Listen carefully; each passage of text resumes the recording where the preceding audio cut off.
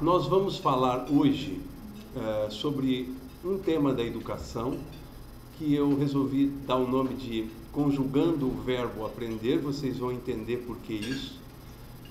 Justamente porque eu tenho aí algumas dúvidas. Eu tenho 30 anos, um pouquinho mais, de carreira como educador, como professor, e algumas coisas eu consegui, tive sucesso em algumas coisas, e algumas coisas eu achei que poderia ter sido diferente. Como qualquer outro profissional, a gente não só pensa naquilo que a gente deve cumprir no nosso trabalho, mas também pensa por que o nosso trabalho, para que o nosso trabalho, e na educação eu sempre fiz isso também. Eu dei aula bastante tempo em faculdade de pedagogia, também de pós-graduação em educação, sempre pensando a educação. Eu estava sempre falando de filosofia da educação. E dentro da filosofia da educação, algumas coisas sempre me chamaram a atenção.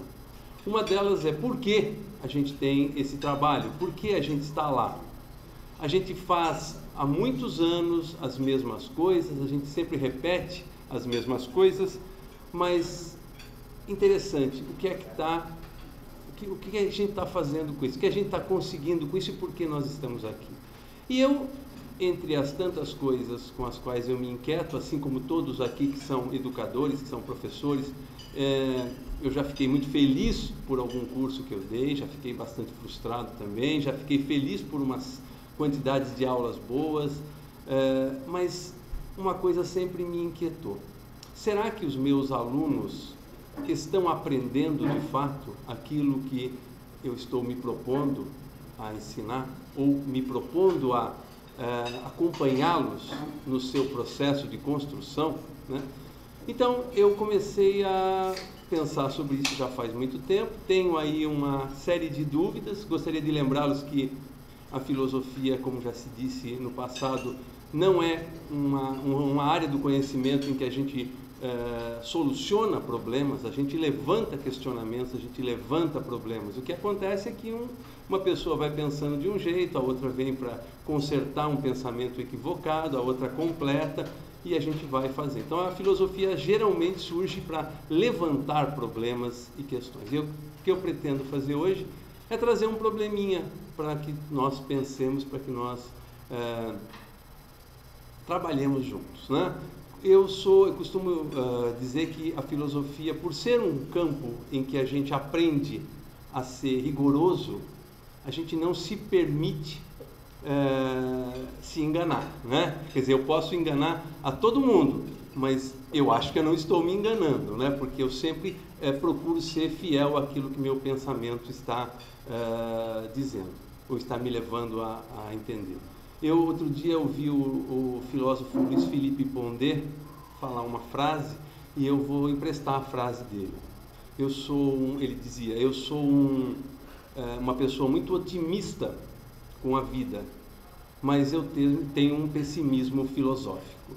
Eu estou analisando o mundo filosoficamente, analisando as coisas filosoficamente, e as coisas estão me levando mais para um lado pessimista do que para um lado otimista. Filosoficamente, eu sou aquele sujeito que adora o que faz, sou uma pessoa que quer sempre acertar, mas eu vou trazer um problema filosófico para a gente. Meu problema o que é aprender? E o nosso aluno aprende, o nosso educando aprende. E eu gostaria de fazer esse recorte, sair da educação informal, que é a educação da família, que é a educação dos amigos, da cultura, e ir para a educação formal, que é justamente a escola. Eu vou falar sobre a escola. Quem não trabalha em escola aqui já cursou uma escola, ou está cursando uma escola, ou tem filhos, etc., que estão na escola. Então eu vou falar sobre o aprender na escola.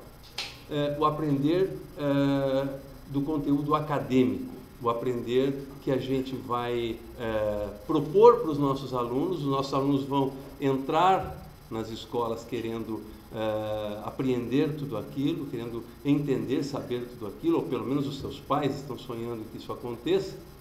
E será que isso está acontecendo efetivamente? Eu queria dizer que o nosso conhecimento acadêmico, aquilo que a gente vai aprender nas mais diversas áreas da escola, nada mais é do que vamos dizer assim, um resumo daquilo que o ser humano conseguiu compreender, conseguiu descobrir do mundo em que ele vive, da vida em que ele está inserido.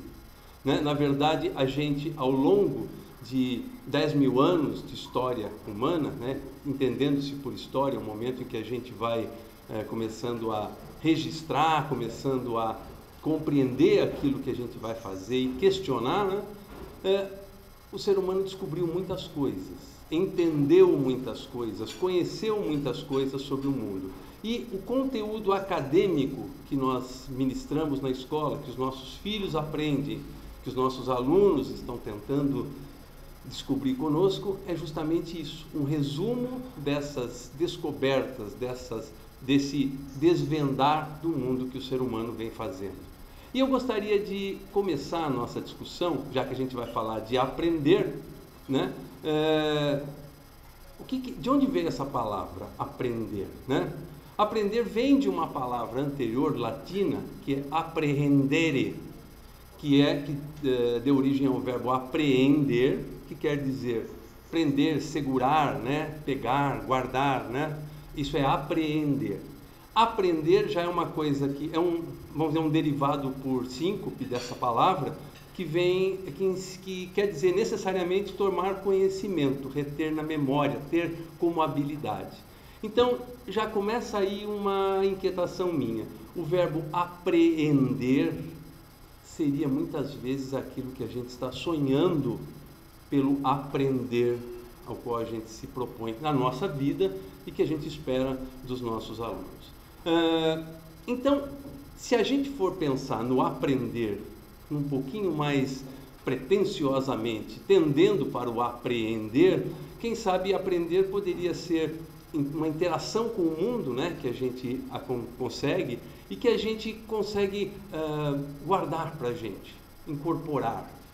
Eu costumo dizer que aprender seria incorporar. Ah, mas você pode esquecer. Sim, eu posso esquecer, mas se isso estiver muito bem sedimentado, eu consigo, vamos lá, tirar do armário, tirar das gavetas quando eu precisar. Então eu incorporo, passa a fazer parte de mim. E vou mais longe que isso. Quando eu sei alguma coisa efetivamente, eu consigo tornar público isso, eu consigo fazer isso retornar ao mundo. Gostaria de contar uma experiência que eu tive na minha vida. Eu sou aquele sujeito que nunca vive nada sem registrar, sem pensar, sem ruminar, sem escrever uma poesia assim do lado.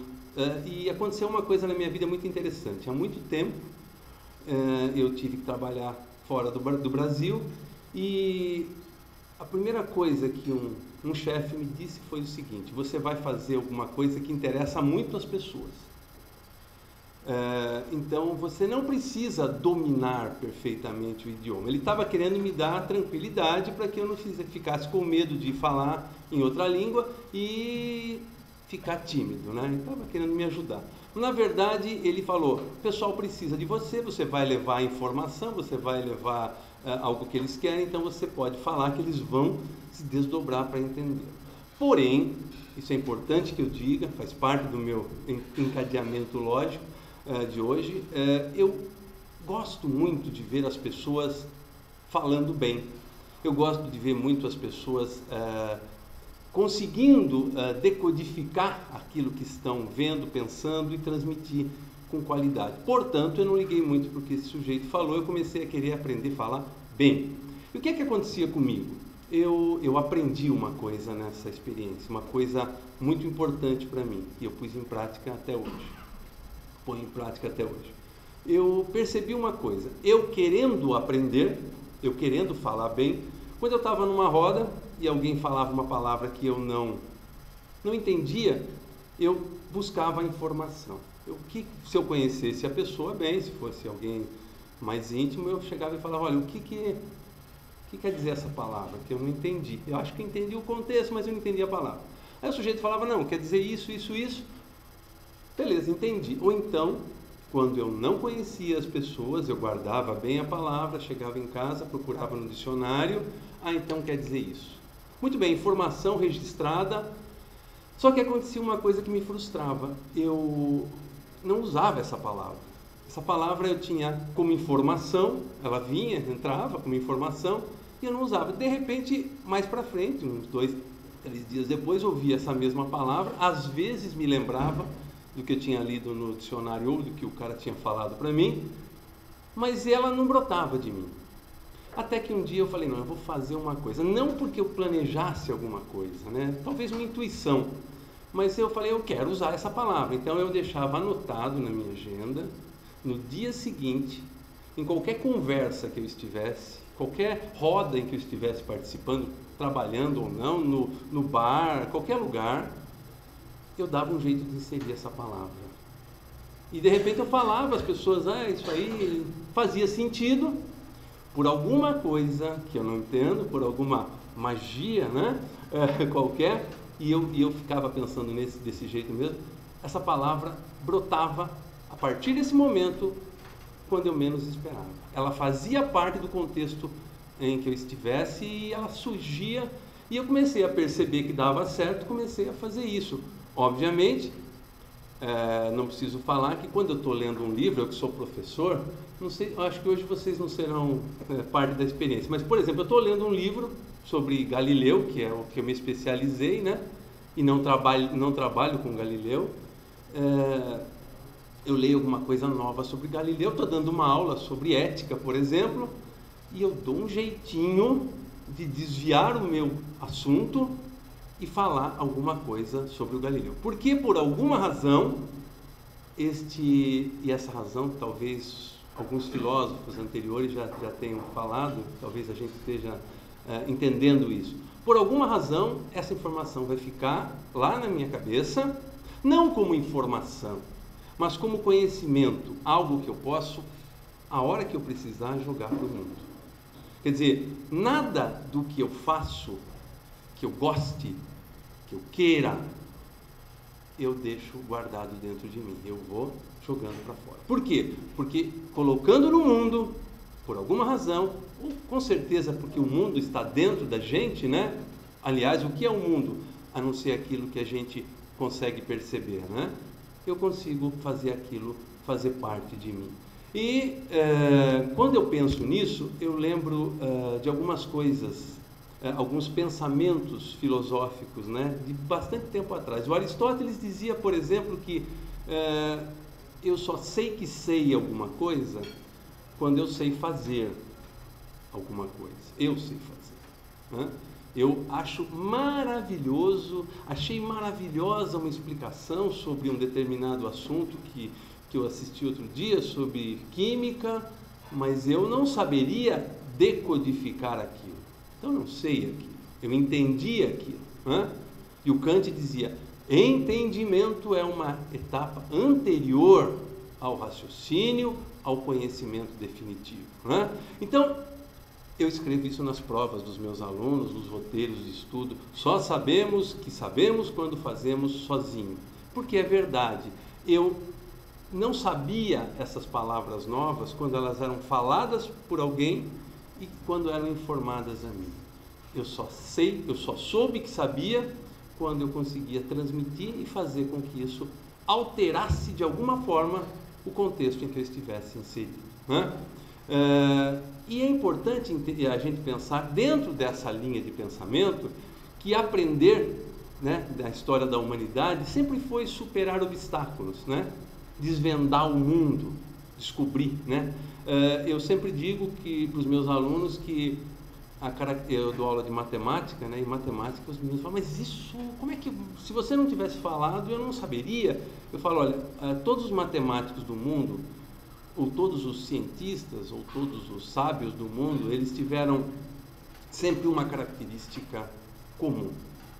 Todos eles não sabiam antes de descobrir aquilo que eles descobriram e desenvolveram. Ou seja, a descoberta sempre implicou numa superação de um obstáculo.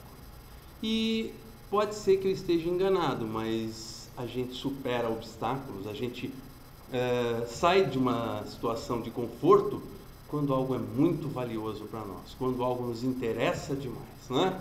Então, o aprendizado para mim sempre esteve vinculado a esses dois momentos. O momento de querer muito, a ponto de sacrificar alguma coisa, e a ponto de colocar para funcionar no mundo. Colocar para funcionar sendo eu o agente dessa inserção, daquilo que antes era informação e virou alguma coisa maior, né?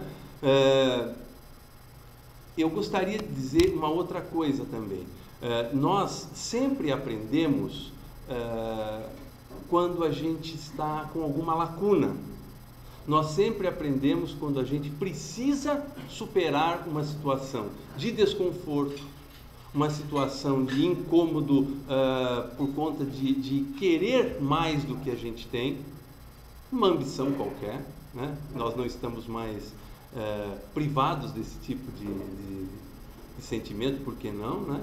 Nós estamos sempre querendo alguma coisa que por alguma razão nos está faltando. Então, quando eu estou querendo saber alguma coisa, é porque, e aí eu tenho chance de aprender, vou repetir o que eu falei, quando eu estou querendo saber alguma coisa, eu tenho chance de aprender. Não estou nem dizendo que eu consigo, mas eu tenho chance de aprender.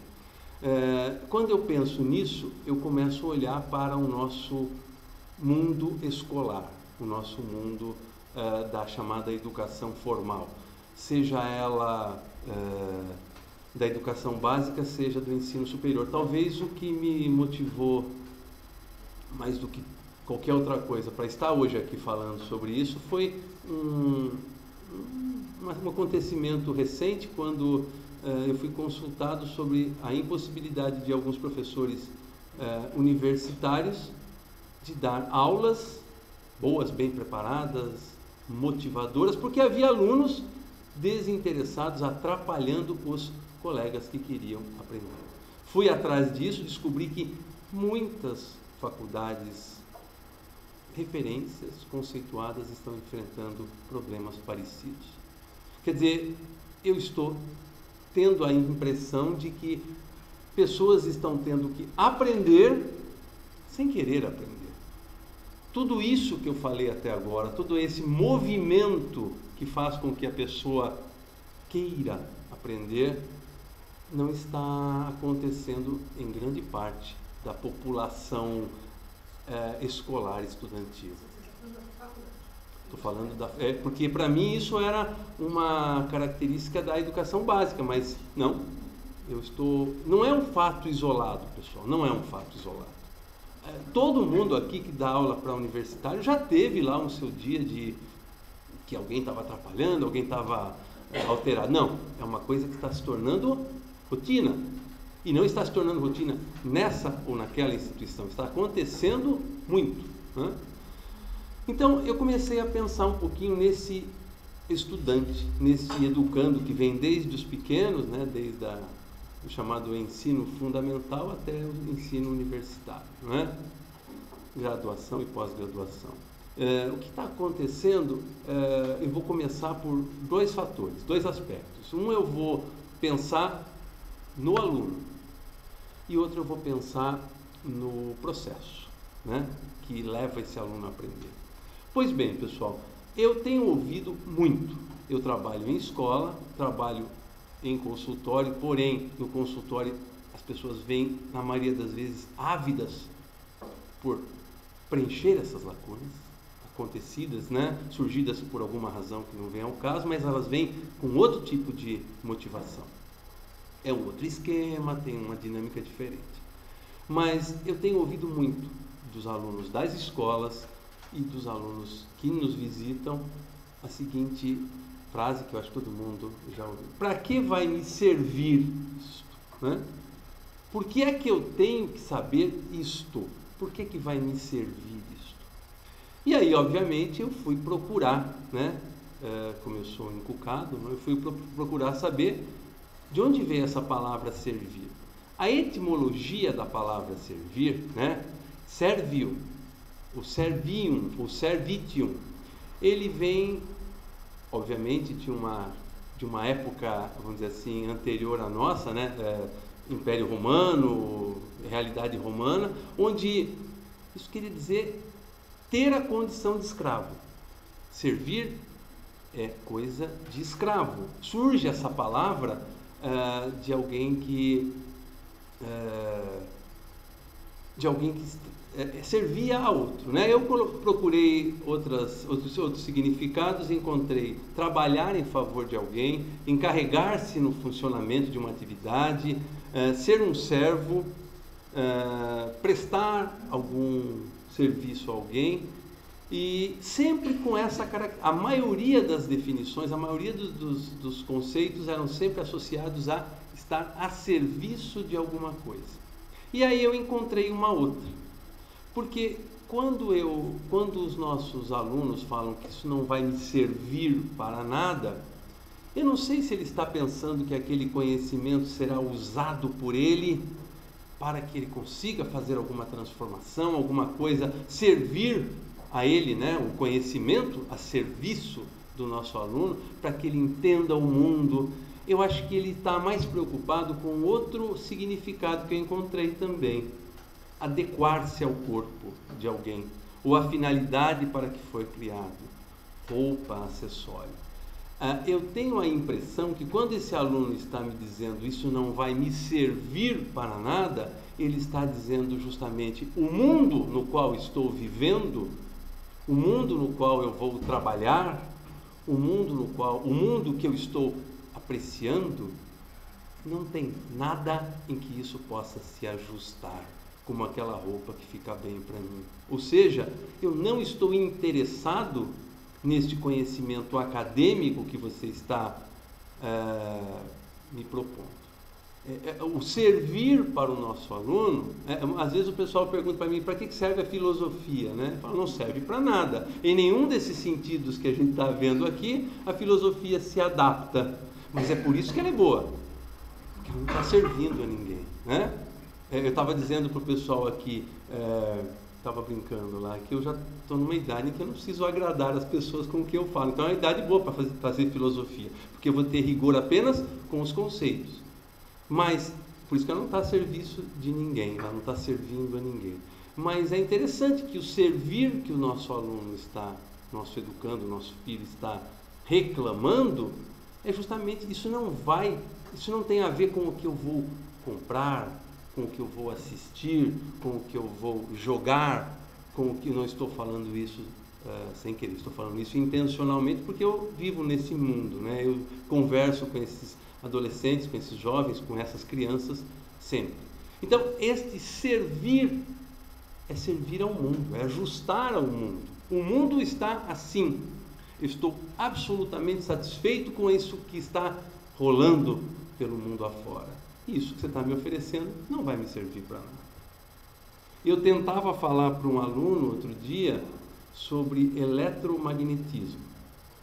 Ele estava fazendo um esforço tremendo, porque isso que eu estava falando para ele ia servir para ele conseguir recuperar a nota trimestral, né? Mas ele estava tendo um trabalho muito enfadonho. E eu, como daqui a pouco eu vou falar um pouco sobre isso, eu estava propiciando todos os meios para que ele conseguisse entender e aprender isso. Eu estava usando computadores, etc. E numa dessas ele foi pesquisar na internet, ele parou num pequeno anúncio que ele viu ali, e a nossa aula acabou ali, não porque ele não conseguiu mais ouvir nada que eu falava. O que ele tinha visto? Ele tinha visto o anúncio, foi muito interessante, pessoal. Ele tinha visto o anúncio de um novo iPad. Um iPad que, eu falei, mas o iPad já não faz tudo, mas este, não sei se fala mamãe, papai, é alguma coisa diferente, alguma coisa fazia. E isso acabou com a concentração, com o interesse, com o entusiasmo. Então eu fiquei pensando, realmente, isso é uma inquietação que eu trago para a gente hoje aqui, realmente, o que foi desvendado do mundo não é tão importante. O que é importante é em que isso vai servir. Eu não preciso né, ser um físico, né, para comprar um iPad. Eu só tenho que saber o que ele faz de bom. Eu não estou dizendo que isso está certo nem que está errado. Eu estou tentando apenas entender por que o aprender conteúdos acadêmicos. Não estou, talvez, falando nada de supérfluo, porque cada livro do ano do ensino médio de Química, de Física, não estou falando do livro dos 3 anos, estou falando do livro de cada ano, ele tem em torno de 400 páginas de conhecimento humano acumulado, que nós vamos tentar fazer com que esse aluno apreenda, que é justamente aquilo que propiciou a gente ter iPads, que a gente ter aviões, a gente ter uma série de coisas. Isso não está servindo para quem está indo frequentar uma escola e terá que ser avaliado se sabe ou não para poder seguir adiante na sua trajetória acadêmica. Então, é interessante pensar sobre isso. Para que vai servir esse conhecimento acadêmico? Lembrando a vocês que a nossa questão hoje, né, é sobre o aprender. Eu consigo aprender se isso não me servir? Né? Essa é uma questão. E aí, obviamente, a segunda parte, né, da minha reflexão vai justamente para a questão do aprender. Aí eu fui pesquisar sobre aprender. E aprender, quando é um verbo transitivo, né, quando ele permite que a gente faça aprender alguma coisa, né, ele tem que ter antes de si um sujeito e depois de si um objeto. Né? Eu aprendo matemática.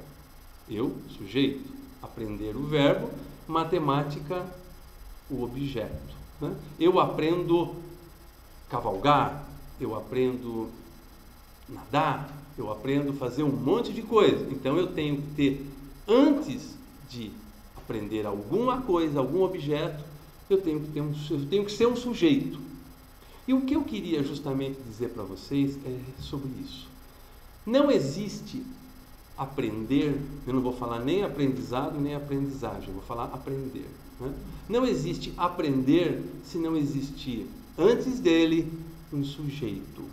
E o sujeito tem que ser o cara que vai, vou dar um exemplo, tá? O cara que vai chegar em casa porque quer, porque acha bonito, porque é apaixonado por isso, o cara que vai vasculhar o dicionário 11 horas da noite, se não conseguir naquele dicionário vai até outro, vai programar-se para o dia seguinte falar alguma coisa numa frase no boteco, em algum lugar sobre isso, e vai incorporar isso porque ele quer, ele acha bonito. Esse é o sujeito, pessoal. Eu sei que depois de Nietzsche, a gente falar em sujeito fica meio estranho, né? O Nietzsche questionou muito, com todos os argumentos a favor, a história de nós sermos sujeitos, efetivamente, no nosso mundo. Mas nós somos sujeitos, e muitos outros disseram que a gente é sujeito em alguma proporção, de alguma forma. E eu não acredito que possa haver aprendizado, não possa haver aprender, se não houver um sujeito. E se quem vai fazer isso seja o sujeito. E o que é ser sujeito? O que é ser sujeito? Ser sujeito é querer, ser sujeito é começar a fazer, ser sujeito é decidir. E quando a gente decide, já falei isso em outras vezes aqui, quando eu decido por um caminho, pessoal, não é só isso que eu estou decidindo. Eu estou deixando inúmeros outros para trás.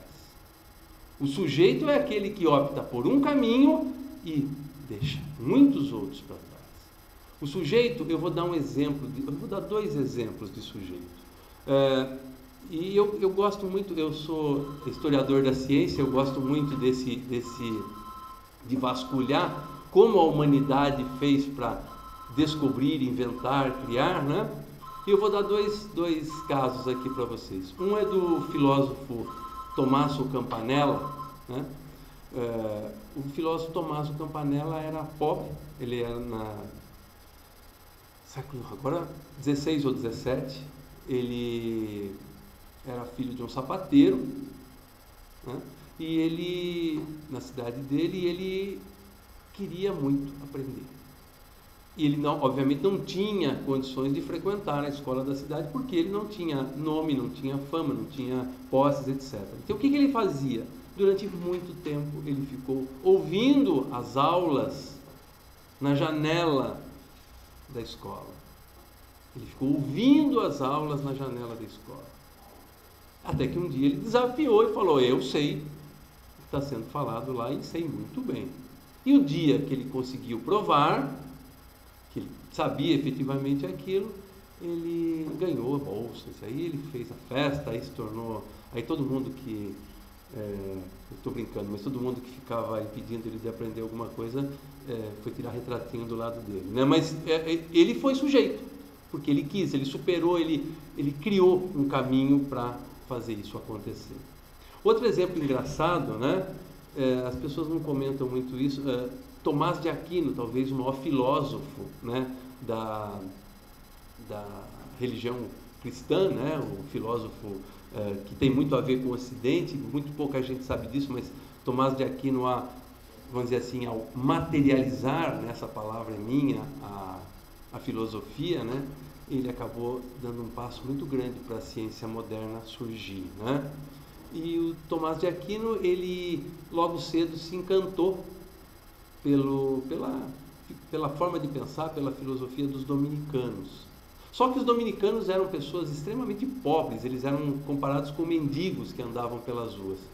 E o que interessou ao Tomás de Aquino foi justamente o saber, a profundidade dos dominicanos. O que aconteceu? A família dele tinha sonhos. As famílias percebem quando o sujeito é muito inteligente, né, tem um futuro brilhante pela frente, e a família percebeu que ele estava andando com aquele pessoal. Ele foi raptado pela mãe e pelas irmãs e foi levado para uma torre num lugar lá e ficou preso lá.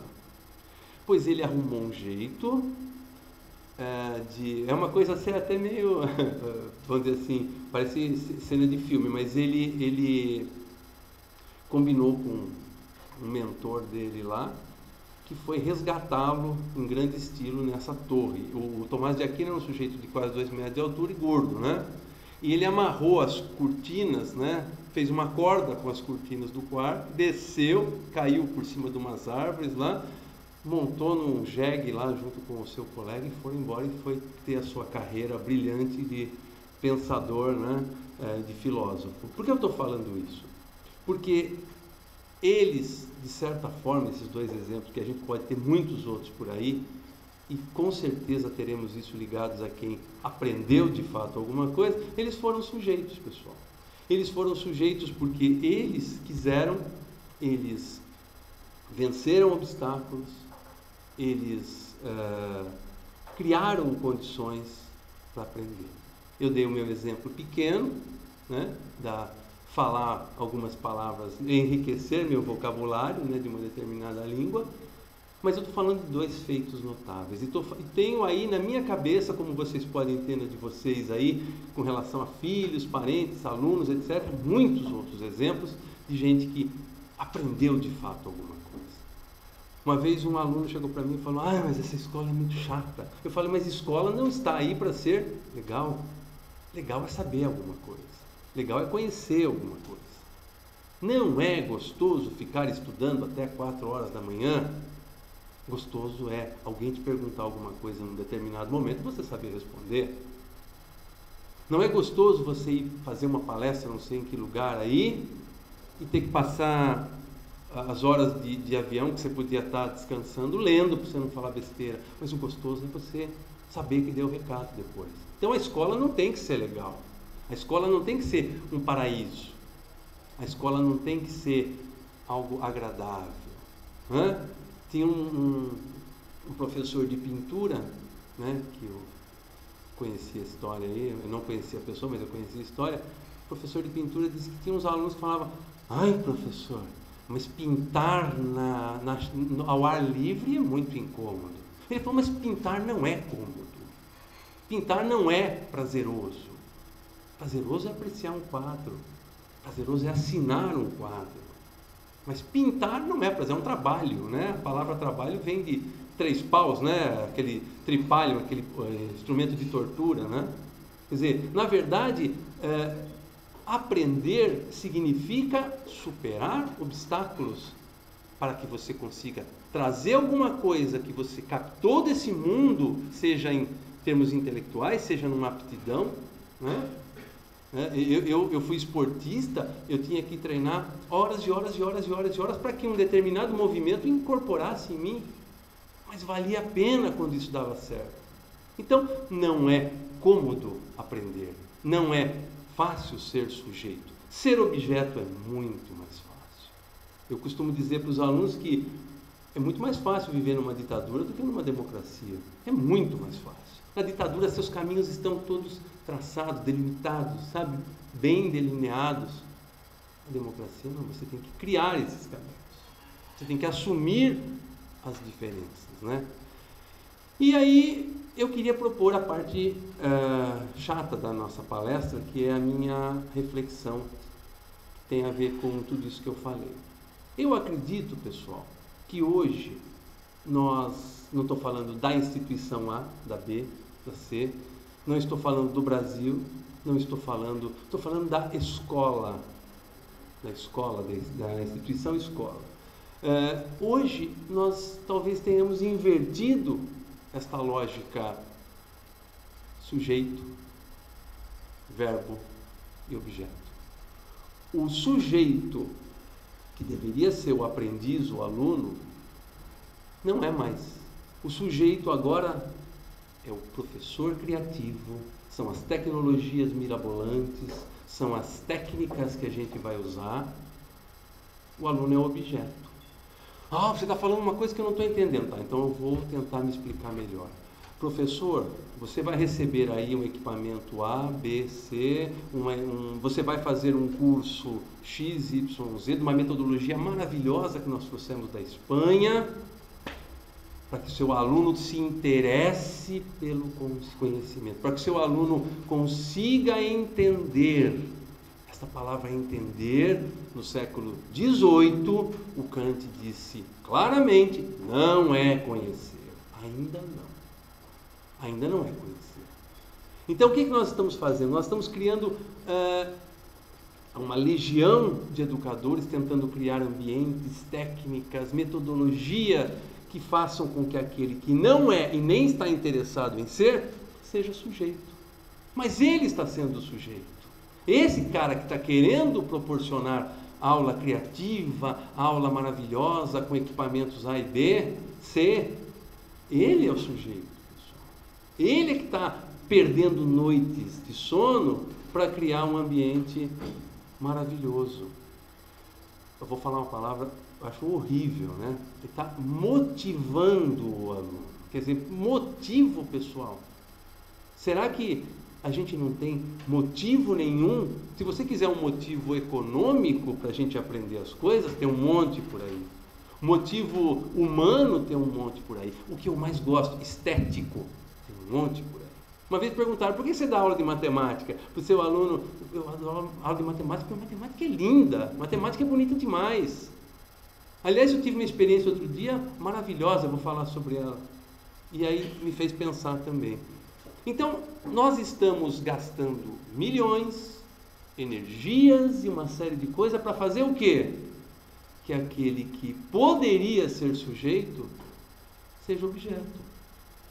Ah, mas eu não tenho uma fórmula mágica para que 100% dos estudantes se tornem sujeitos. Eu tenho nas salas de aula em que eu trabalho, tenho nos alunos que eu atendo, muitos sujeitos, pessoal, muitos. Mas são pouquíssimos se a gente for comparar aos alunos todos da escola no geral. E é isso que eu estou achando estranho, porque aquilo que deveria ser, ou que foi sonhado que fosse regra, é exceção, pessoal. As nossas metodologias maravilhosas, né, as nossas técnicas fantásticas para ensinar, elas estão, sem a gente perceber, talvez a gente não tenha pensado nisso, é só a gente que vê pelo em ovo que às vezes pensa nisso, elas estão embebidas de utilitarismo, pessoal. Eu preciso fazer esse aluno aprender, porque isso vai servir para mim. Eu trabalhei com professores, né, da educação de ensino médio, ensino fundamental, né, dando formação em matemática, e eu ia lá feliz da vida com história da matemática, com conceitos aprofundados. O pessoal falava: para, professor, como é que eu faço na sala de aula? O que é útil para que eu consiga entrar da minha aula e ir embora sem os caras falarem das formas mais variadas possíveis a seguinte frase: não quero estar aqui, não quero ver essa geringonça. O que eu faço? O que veio me servir para que eu não tenha que passar por isso? Então, na minha visão, e é essa visão que me trouxe aqui para falar para vocês, nós invertemos isso. Nós invertemos, nós emprestamos o utilitarismo do aluno para transformá-lo de sujeito em potencial no objeto das nossas tecnologias, das nossas metodologias, do nosso treinamento para motivar os alunos, né? Tem professores ganhando prêmios, né, com aulas fantásticas que inventam, tem metodologia, cada dia surge uma metodologia nova, um regime para emagrecer novo, né? E uma ginástica que faz você correr não sei quanto, todo dia aparece, mas as velhas questões continuam, e o nosso sujeito está cada vez mais debandando para o outro lado. Nós estamos contrariando essa lógica, sujeito, aprender, objeto, para uma lógica que talvez seja uma lógica do diploma. Então, talvez o professor, a tecnologia, etc., sejam os sujeitos, né? O aprender é o verbo, ou algum outro verbo pode ser colocado no lugar, e o objeto é o diploma, né? Formação, a aprovação, alguma coisa desse jeito, né? E aí eu vou, sei lá, se a gente inverteu, se é verdade isso que eu estou falando, se essa minha ideia não é tão absurda assim, se a gente inverteu o caminho do aprender, esse caminho que a humanidade vem trilhando há muito tempo, né?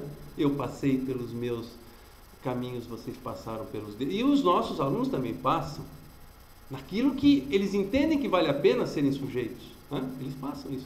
Não dá para ser humano não aprender, né? Eu costumo brincar com a minha esposa que não adianta, você botou alguma coisa lá, botou um ser humano do lado, ele vai acabar aprendendo, mas ele vai aprender aquilo que ele quiser aprender. Então o professor deve ser um motivador.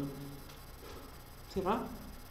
Será que não existem motivos humanos, cósmicos, econômicos, estéticos suficientes? Eu tenho que criar um clima? Essa é a minha dúvida. E eu gostaria de falar uma coisa mais pesada ainda. A escola para todos, a escola democrática para todos, todo mundo tem escola, maravilha, não existe, todo mundo terminando o ensino médio no Brasil, etc. Não estaria também inserida nessa inversão de lógica, pessoal? Por que eu estou falando isso? Porque nós todos, hoje a palavra da moda é bullying, né? Todo mundo fala nessa palavra. Legal. Quem que sofre esse tipo de coisa? Aquelas pessoas discriminadas, né? Não vamos ficar dando os... né? Sabe quem está sofrendo bullying hoje em dia, pessoal? O aluno que quer ser sujeito. Quantos alunos chegam para mim quando eu dou um desafio, faço uma pergunta, etc., em todos os níveis, pessoal, até na pós-graduação. Eu sempre tive a seguinte, e sempre deu certo, tá ficando mais raro ultimamente, sempre tive a seguinte ideia: por mais difícil que seja alguma coisa, sempre tem um que acerta, e por mais fácil, sempre tem um que erra. Isso é normal para quem é professor, sabe muito bem do que eu estou falando. Pois bem, pessoal, quantas vezes eu lanço um desafio calculado, também preparo aulas, também colaboro avidamente para inverter essa lógica, não sou diferente de ninguém, né? Também sou sujeito, né, das aulas bem dadas, né? E aí eu lanço o meu desafio lá. O que acontece? Eu saio frustrado, né? A sala de aula, ninguém. Aí eu estou saindo, isso muitas vezes aconteceu, pessoal. Eu sinto alguém tocar em mim e me mostrar: não é isso que você estava falando? É. E você fez agora? Fiz. Você já sabia? Né? Aí eu penso, o cara já viu em algum lugar. Né? Não, eu desenvolvi isso agora. E por que você não falou? Não importa. É isso ou não é? É. E vai embora. Ele não quer ser constrangido, ele não quer ser colocado de lado da rodinha. Isso eu já vi muitas vezes.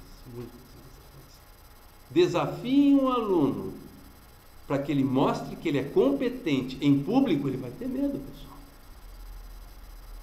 Não dá mais ibope ser sujeito. E outro dia eu saí aí com aconteceu uma situação, né, com um aluno meu, um aluno de 12 anos, e eu tinha feito planejei em casa aquelas metodologias maravilhosas e fiz aí para mostrar para ele para a classe, né, para a sala dele, meu interesse era provar que a soma dos ângulos internos de um triângulo é 180 graus.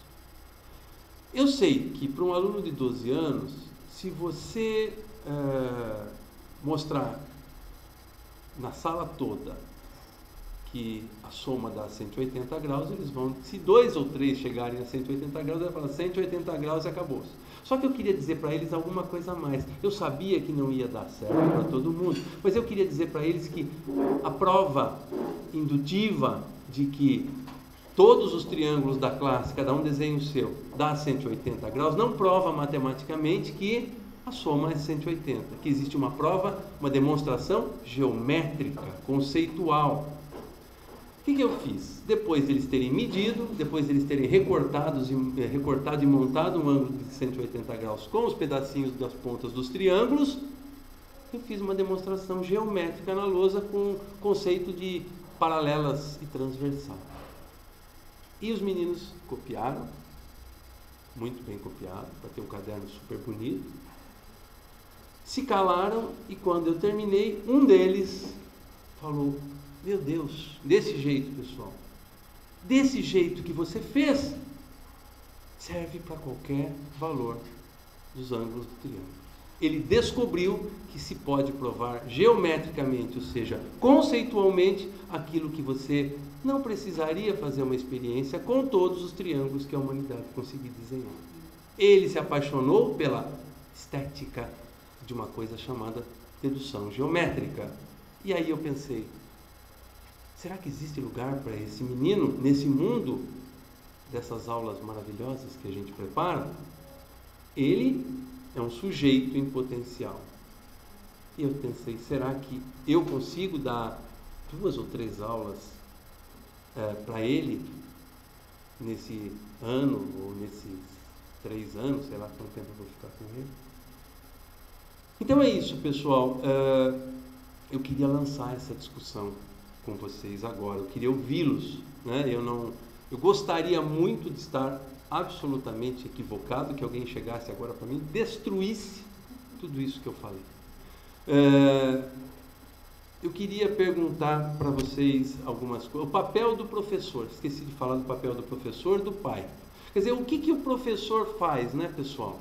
O professor, o que é o professor? O professor sujeito, o professor ajudante. E eu gostaria de lembrar uma coisa que foi me dita outro dia, né? A minha esposa me disse isso, né? E a minha esposa me disse o seguinte, ela estudou na USP e ela disse o seguinte para mim: nossa, na USP naquela época que eu fiz, existiam professores muito bons, tipo alguns que a gente vê aqui nos visitando, né, Rodolfo?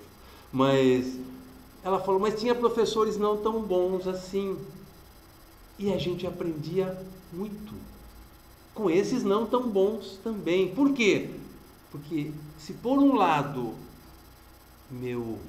vamos dizer assim, meu despertador não era acionado, a minha autonomia ia para as estratosferas. E eu lembro para vocês da fala de um colega meu, que estudou numa faculdade do interior, uma universidade grande do interior, que disse o seguinte: eu não entendia nada do que aquele cara falava. eu tinha que tirar 5 para passar. Senão eu era reprovado, não tinha minha mãe visitar lá e falar com ele. Porque o patrão era o governador do estado, ela não ia ter condição de chegar no governador do estado para discutir a minha nota, né? Então o que ela falou? O que esse cara falou para mim? Ele falou, eu não entendi uma palavra do que o cara falava. O que aconteceu comigo? Pensem nisso que eu vou falar agora. O que aconteceu comigo foi que eu comecei a ler tudo que eu pude, que ele mandava a gente ler, que eu encontrava por aí. E um belo dia eu fui conversar com ele com um batalhão de dúvidas. E sabe o que eu descobri? Que eu já não era mais, que ele já não falava mais outra língua. Para eu perguntar para ele, eu tinha que ter a linguagem dele. E essa linguagem dele, a linguagem comum daquelas dúvidas que eu trazia, eu tinha adquirido na minha pesquisa, para poder falar com ele. Qual não foi minha surpresa quando eu falei com ele em igualdade de condições, fui entendido, minhas dúvidas foram esclarecidas, e eu aprendi mais com aquele estranho que não sabia nem falar do que com qualquer outro professor. Porque eu aprendi. Para que esse cara serviu? Para eu poder falar na língua dele, que era a língua do conhecimento que ele ministrava, aquilo que eu tinha de dúvidas. E aí o que aconteceu? Eu aprendi. As horas que eu passei lendo, as noites que eu perdi de sono, para falar a língua do cara, para ter acesso a ele. É duro a gente chegar e falar, o pior professor foi o que melhor me ensinou a aprender, porque eu tive que me virar para chegar na língua dele. Não estou dizendo que a gente tem que ser mau professor, estou só mostrando que o sujeito está aí, né, para nascer. Como é que a gente vai fazer esse sujeito nascer? Outra coisa que eu queria deixar para vocês, qual seria então esse bom professor? Qual seria a boa aula? Isso, se eu souber, eu lanço um livro, não vai fazer sucesso nenhum, mas eu pelo menos estou dando a resposta, né? Qual é a boa aula? Gostaria de lembrar vocês que, por tudo isso que eu falei, conhecimento não é algo compulsório.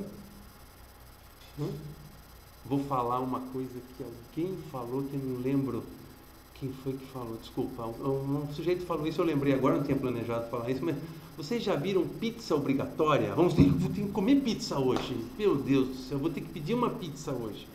Nossa, hoje eu vou ter que ir no boteco, beber, conversar com os caras, ouvir música legal, né? Encontrar gente famosa lá, né? Isso não é chato, isso né? Então, eu vou fazer alguma coisa que vai me dar trabalho, mas eu vou fazer porque eu quero. Vai me desgastar, eu vou fazer porque eu quero. Então, o conhecimento nunca foi obrigatório. Aprender cansa. Aprender dói. Aprender deixa a gente sem dormir. Mas o conhecimento, ele é alguma coisa que a gente gosta dele. A gente não faz... Será que a gente não está... você vai ter que saber o que é energia na física até o fim do ano.